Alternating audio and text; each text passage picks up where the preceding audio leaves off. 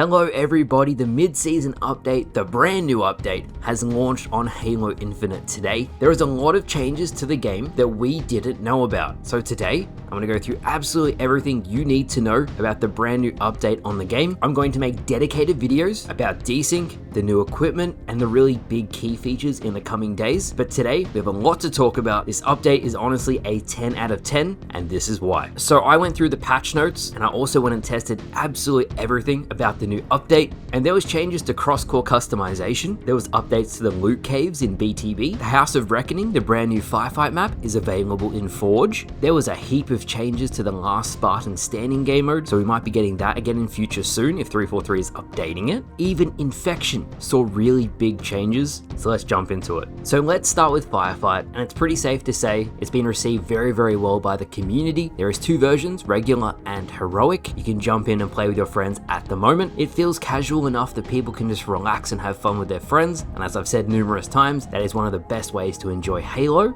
In that Firefight playlist, 343 has rolled out their first big networking changes to fix desync, and I'm very happy to report that the initial signs are very, very good. I tried launching vehicles and really putting the networking through its paces, and even me on 200 ping, it felt really good. Of course, there's issues at the moment. You can't catch fusion coils. The gravity hammer physics are also broken again, but I'm sure these things are going to be ironed out by 343. What I would really love to see, and 343 have said they're willing to do this, a dedicated PvP playlist so I can really put the game through its paces. Then I'm going to see just how good or how bad desync is now. But with that said, initial signs are very, very good. If you've jumped in, let me know in the comments, have you noticed any changes? Next up, we have the new equipment, almost a replica from the Halo 3 regenerator. It's the repair field. It is very, very effective with vehicles. As shown on screen here, I tested it in custom games. Something you may not have noticed is it actually stacks. So if you get more than one, you are borderline invincible. Put two on a vehicle, and not only will it heal the vehicle very quickly, but your health, your shields will not be going down. If you just use one, it's not going to heal all that much of gunfire. You will still be able to be double meleeed and you'll die, and if multiple people shoot you, you'll be taken out pretty quickly. This brings me to the changes you might not have known about, but they are so damn good. I'm going to read them off to you guys now. I can already tell you guys are going to love them. So this update introduced more cross-core coatings. 343 added 163 new cross-core coatings,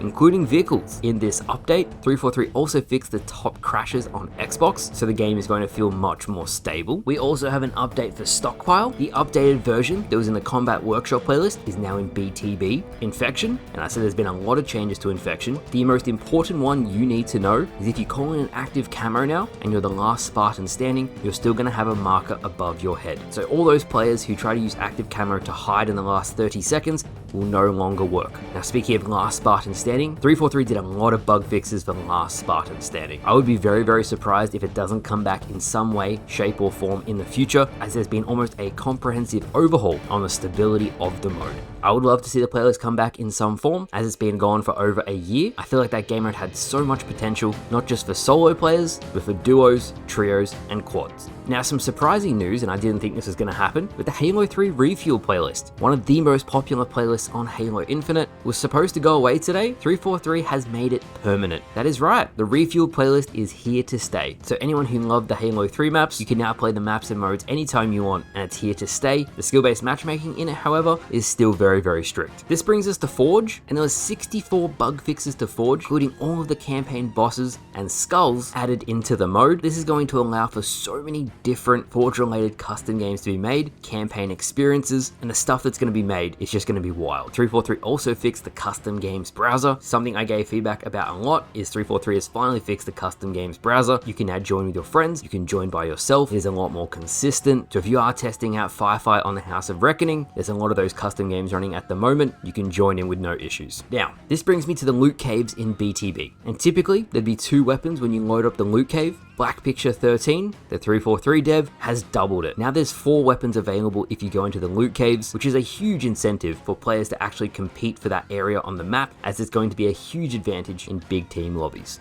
Finally today, and it's the map everyone's talking about, the House of Reckoning is already set up for all arena modes. This may indicate that 343 is planning to do an arena playlist for House of Reckoning 24/7. Fingers crossed that they do, because that would be a ton of fun. The second level of the House of Reckoning is also available in Forge. This area supports vehicle play, so we could even get a squad battle version in the future. So with that said guys, what an update. The game is much more stable, desync is seeing steps to being improved, and everything 343 launched onto the game today is functioning as intended. I really have no negatives to speak of today, as the update has been a huge win for us as a community. A lot of it is based on our own feedback, and I hope to see it continuing into 2024. With that said, let me know down in the comments what you thought of today's update, the good, the bad, what would you change, what do you like, are you enjoying Firefight? 343, great update today, a fantastic way to cap off a really good year of Infinite. Thank you all for watching, and I'll see you guys later.